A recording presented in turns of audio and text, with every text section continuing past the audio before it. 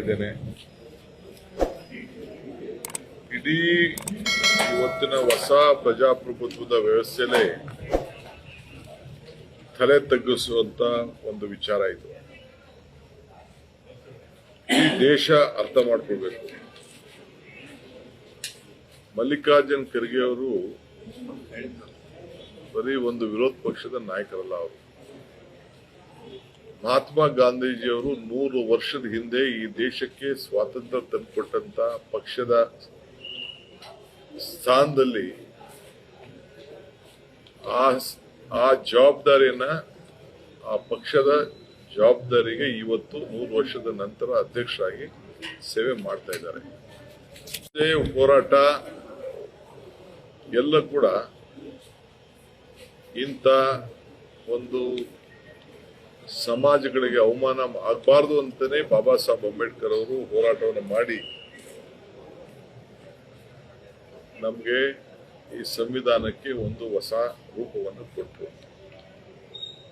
ಇಡೀ ನಾಗರಿಕ ಸಮಾಜ ತಲೆ ತಗ್ಗಿಸುವಂತ ಒಂದು ಕೆಲಸ ಇವತ್ತು ನಡೆದಿದೆ. ಜಾತೀಯತೆ, ಕೋಮುವಾದಿ ಇವೆಲ್ಲ ಕೂಡ ನಮ್ಗೆ ಹೇಳ್ಕೊಳಕ್ಕೆ ನಾಚಿಕೆ.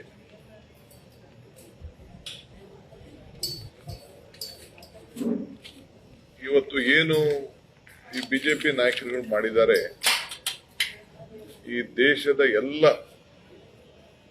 ದಲಿತರಿಗೆ ಆಗಿರುವಂತ ಅವಮಾನ ತಲೆ ತಗ್ಗಿಸುವಂತ ಒಂದು ವ್ಯವಸ್ಥೆ ಆಗಿದೆ.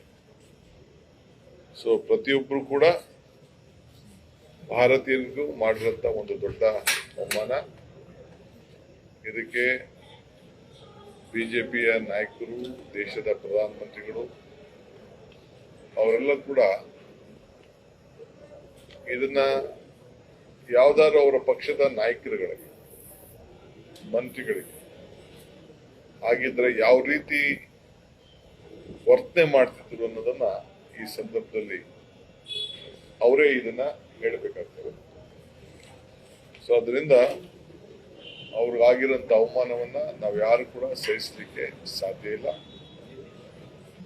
ಇದು ನಾನು ಇಡೀ ರಾಜ್ಯದ ಒಬ್ಬ ಮುಖ್ಯಮಂತ್ರಿ ಆಗಲ್ಲ, ಒಬ್ಬ ಸಾಮಾನ್ಯ ಒಂದು ವ್ಯಕ್ತಿಯಾಗಿ ಇಡೀ ದೇಶದ ಜನತೆಗೆ ಒಂದು ದೊಡ್ಡ ಸಂದೇಶವನ್ನ, ಇಂಥ ನಾಯಕರಿಗಾಗಿರುವಂತಹ ಒಂದು ಅವಮಾನದ ಬಗ್ಗೆ ಒಂದು ದೊಡ್ಡ ಕ್ಷಮಾಪಣೆಯನ್ನ ಜನತೆಗೆ, ದೇಶದ ನಾಗರಿಕರಿಗೆ ಎಲ್ಲರೂ ಕೂಡ ಕ್ಷಮಾಪಣೆಯನ್ನ ಕೇಳಬೇಕಾಗ್ತದೆ.